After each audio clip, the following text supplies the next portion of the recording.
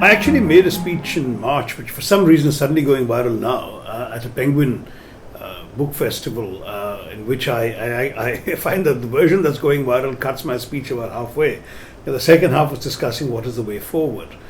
To my mind, talking to the civilian government achieves very little because they have no real power.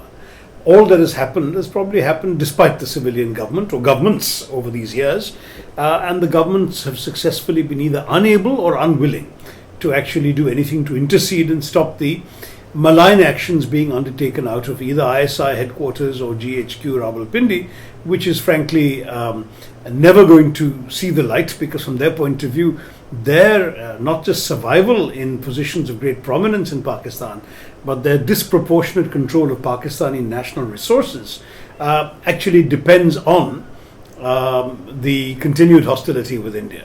So if tomorrow Kashmir was solved overnight, they'd have to invent a new reason to have enough hostility to justify the military being the top of the heap in Pakistan, to the level that no country in the world has an army that disposes of a larger share of that country's GDP or regular budget.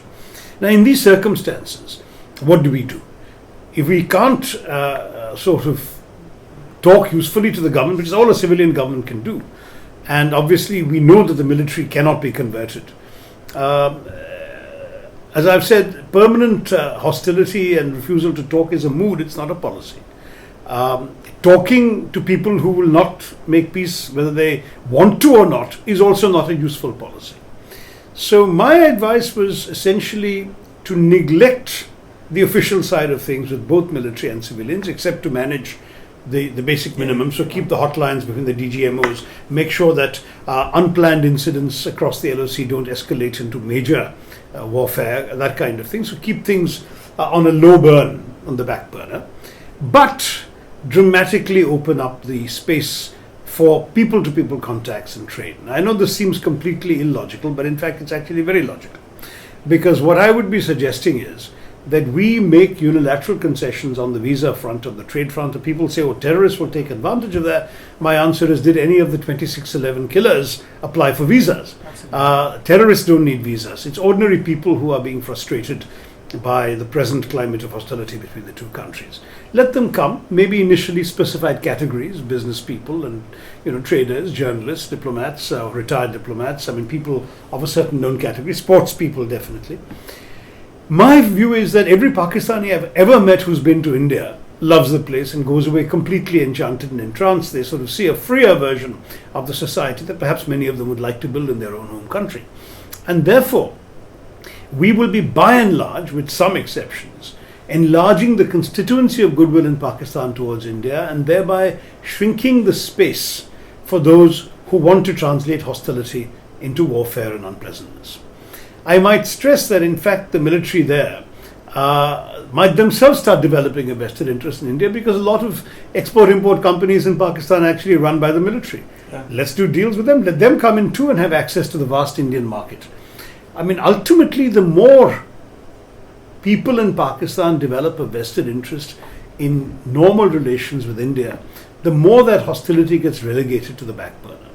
And the space for liberal civil society in Pakistan, which has been shrinking over the last 40 years, ever since the separation of Bangladesh from Pakistan, that space will slowly start expanding again thanks to this approach. Now, you may say this is completely far-fetched, it will never work. The truth is, what else is left to try? We've tried hostility, we've tried peacemaking, we've tried talks, we've tried firing, we've tried war. They've tried war and we've resisted it. And we've tried literally everything short of this. This is the thing that I would do, and it at the same time should be a process which is interruptible. I know there are some friends who call for uninterruptible dialogue and so on. That's not possible, because times come when you are obliged to demonstrate that business as usual is not possible. But even the very fact of interruption can work in our favor, because if there is now a large constituency of people who are used to visas and travel to India and selling their Pakistani designs or clothes or engineering goods or whatever it is to Indian markets, if they feel frustrated that some stupid action by some Lashkar-e-Taiba terrorist has resulted in suddenly all of that being cut off, they will start channeling their frustrations towards the targets in Pakistan who are making their prospects of dealing with India difficult. So the interruption, as I said, can actually reinforce the policy. This is the way that I would go, and I would do it systematically, not, as I said, naively or uninterruptedly, and certainly initially on the basis of fairly sensible checks and so on, but I would lift as many restrictions as possible and open up the space. I would certainly not be sending back Pakistani singers and actors from Bollywood. That was one of the most stupid things that this government allowed to see happen.